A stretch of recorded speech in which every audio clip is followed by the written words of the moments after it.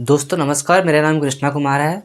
इस वीडियो में हम लोग बात करने वाले हैं कि स्टॉक मार्केट में इन्वेस्टमेंट करने का बेस्ट टाइम क्या होता है, बेस्ट अपॉर्चुनिटी आपके लिए कौन सा होता है, किस टाइम आपको इन्वेस्ट करना चाहिए।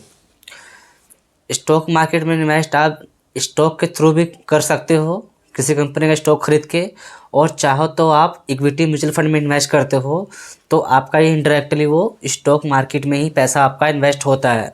बस ये है कि उसमें एक फ़ंड मैनेजर होता है जो आपका पैसा खुद से मैनेज करता है, बदले में कुछ आपसे फीस चार्ज करता है।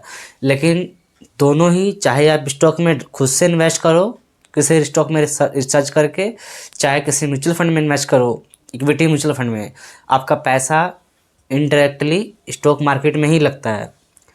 तो जो आज का वीडियो का टॉपिक है, कब आपको इन्वेस्ट करना चाहिए स्टॉक मार्केट में, चाहे आप म्यूचुअल फंड के थ्रू करो चाहे खुद से करो, बेस्ट टाइम कब रहता है, कब आपको इन्वेस्ट करने से ज़्यादा रिटर्न मिल सकता है, उस बारे में आज हम वीडियो में बात करेंगे। तो दोस्तों, ऐसा तो कुछ होता नहीं है कि आप कोई बेस्ट टाइम हो, आप उस टाइम में अगर इन्वेस्ट करो आपका पैसा जो है 4 गुना 5 गुना 10 गुना बढ़ जाए। क्योंकि अगर आप इंतज़ार करोगे कि मार्केट गिरेगा तब आप इन्वेस्ट करोगे तो आप इंतज़ार ही करते रह जाओगे।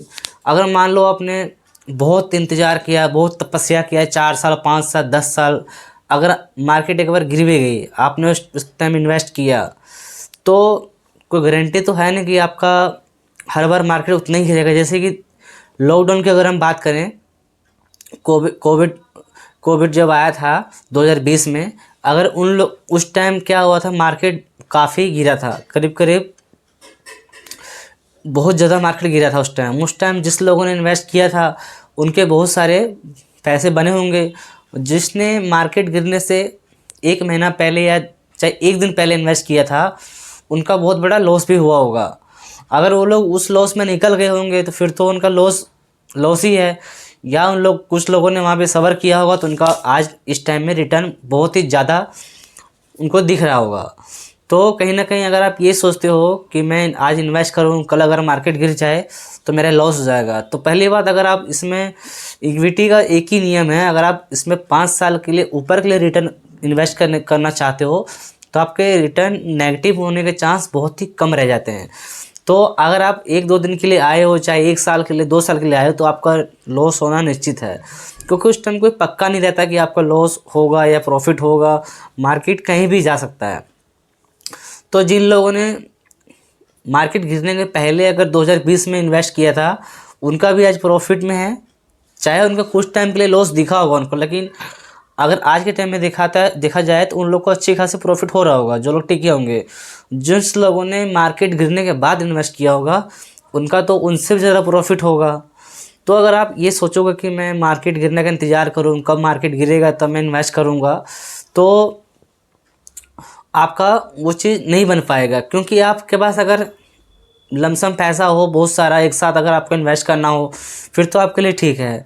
अगर आपने लगाना है थोड़ा थोड़ा पैसा है, जैसे आपने एसआईपी करना है, तो आपको हर महीने इन्वेस्ट कर देना चाहिए। आपको ये नहीं देखना चाहिए कि मार्केट अगर डाउन जाएगा तो मैं करूँगा इन्वेस्ट, नहीं तो मैं पैसा रिजर्व करके रखूँगा, मार्केट अगर गिरेगा 10% 20% तो मैं इन्वेस्ट करूँगा।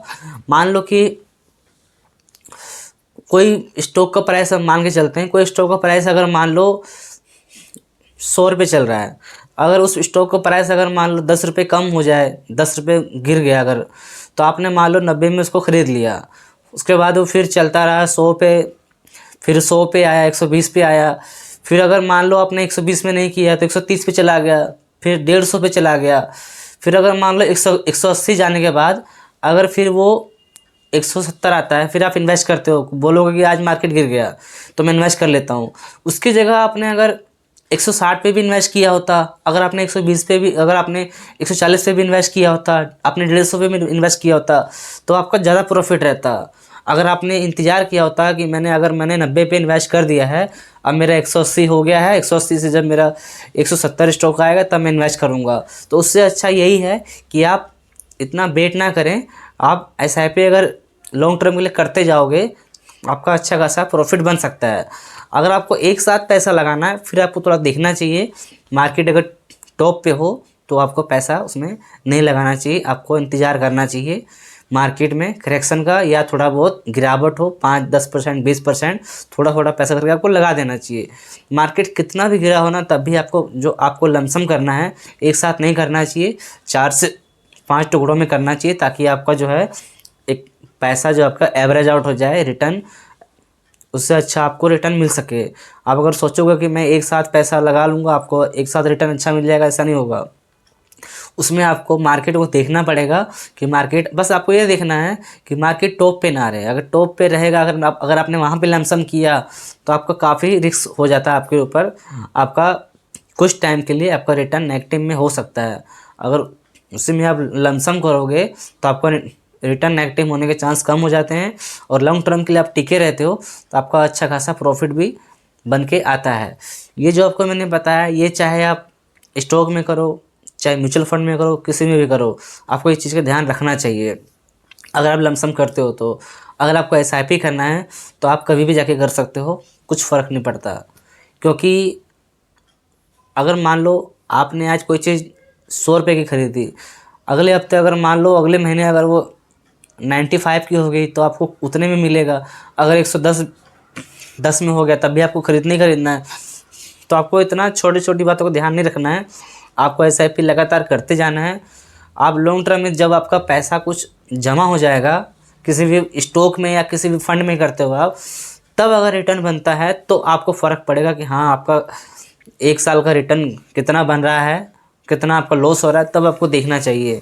आपको जब शुरुआत में आप एसआईपी करते हो तो आपको इस पे ध्यान देना ही नहीं चाहिए कि रिटर्न कितना हो रहा है, लॉस कितना हो रहा है। आपको सिर्फ कंटिन्यू एसआईपी करते रहना चाहिए, चाहे आप अच्छे से अच्छे स्टॉक में करो, चाहे म्यूचुअल फंड में करो।